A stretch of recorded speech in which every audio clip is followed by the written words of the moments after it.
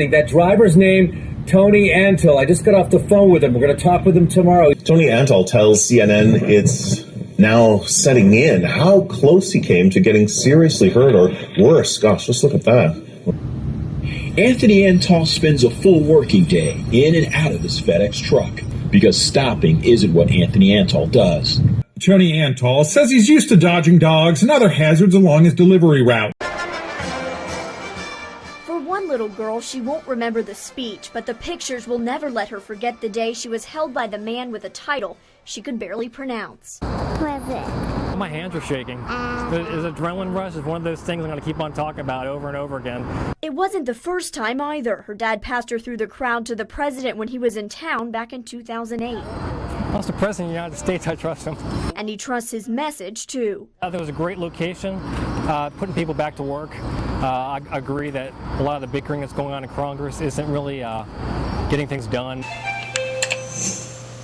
Laura Borchers talked to one very lucky little girl today, too. Hi, Laura. Hey, Sheree, you know, you can see all around here. This is quickly turning back into a gravel pit, but just an hour and a half ago, lots of people and many happy parents out here. One dad especially happy. I caught up with him. He was holding a still camera in one hand, a video camera in the other, and somehow juggling to hold his daughter. He still managed to get her into the hands of Mr. President Barack Obama. It might not mean a lot to her right now or kind of remember it, but when she's a teenager, she can tell her friends, what she's learning in the history classes. She can actually show, I actually met him. Anthony Antal was standing in the mass of people holding his daughter high in hopes that President Obama would notice her. He not only picked her up, the pair posed for a few photos. And this isn't Annalisa's first time meeting the president. Back in 2008, she was with her dad when Barack Obama visited Oak Park. She had the once-in-a-lifetime opportunity to be passed over a crowd of people. It's 3 months old.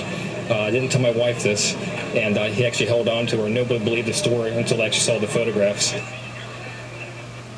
And Anthony actually said he's not sure what he's more excited about, the fact that the president held his daughter for a second time or the moment when he gets to see his wife's reaction. Reporting live, I'm Laura Borchers. Back to you, Sheree.